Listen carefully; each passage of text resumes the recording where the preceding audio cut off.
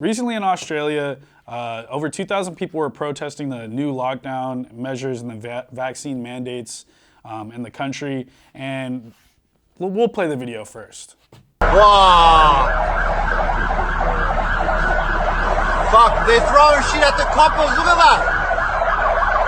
Look at that, they're throwing shit at the coppers! Get him!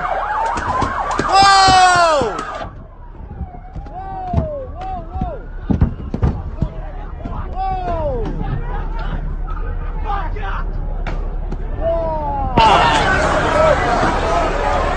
What the hell, man? So now that you see the video, you saw that everybody's pretty much pissed off at, the Australian government. And we talked about them, a few weeks ago. Here's some clips of what we said.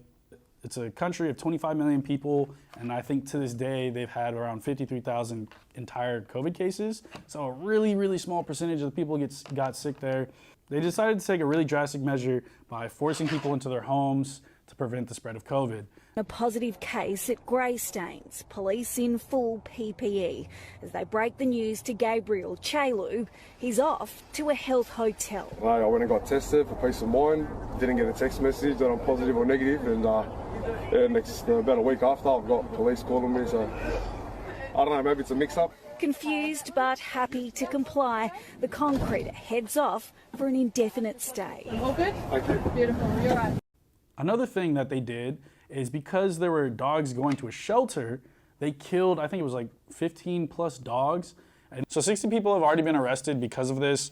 And it seems like a lot of people are getting riled up because of, the lockdown measures and the loss of jobs. I mean, they basically said that this protest was because of, the construction industry being affected by the lockdowns and everything. And people are just pissed off, trying to go back to work. And, what we showed you from before, people are getting taken, put into facilities.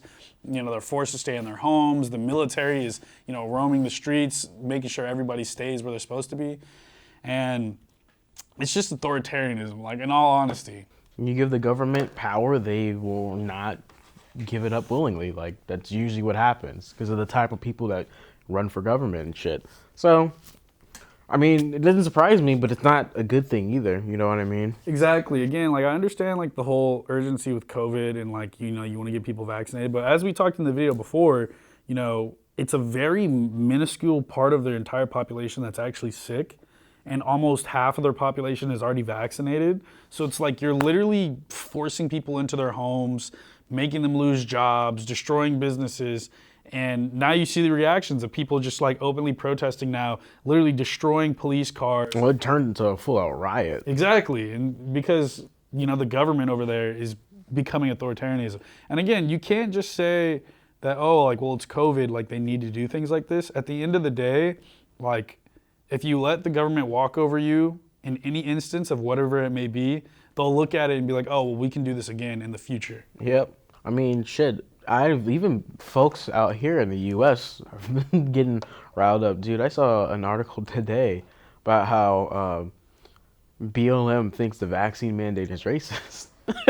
There's a lot of things recently where everybody's saying, it's racist. But I just think, it's sad to see that, people look at this and they're like, oh, well, it's for the greater good, COVID. But it's like, all right, keep letting them do that, see what happens. Yeah, statistically, there are more dangerous things that we deal with on a day-to-day basis that people don't bat an eye to. Exactly. Like cars. Cars. But I mean, if you think about the terrorist threats and the actual security threats that face nations. Oh, I mean, it made sense even during 9/11, which, even then Bush went too far, which, The Patriot Act. Yeah, but even then it was they were illegally doing shit. They literally were walking over Americans' rights. Yeah. And it's if they were not held accountable, it could... That would still be in effect to this day. Exactly. So I just think at the end of the day, what's happening over there is a little excessive, and I think it could only lead to worse things. Oh, absolutely. It's not going to get any... It's going to get worse before it gets better. But comment down below what you guys think about Australia. Check out our last video about where, we talked about, their COVID mandates and forcing people in their homes. And we'll see you guys next time. Peace.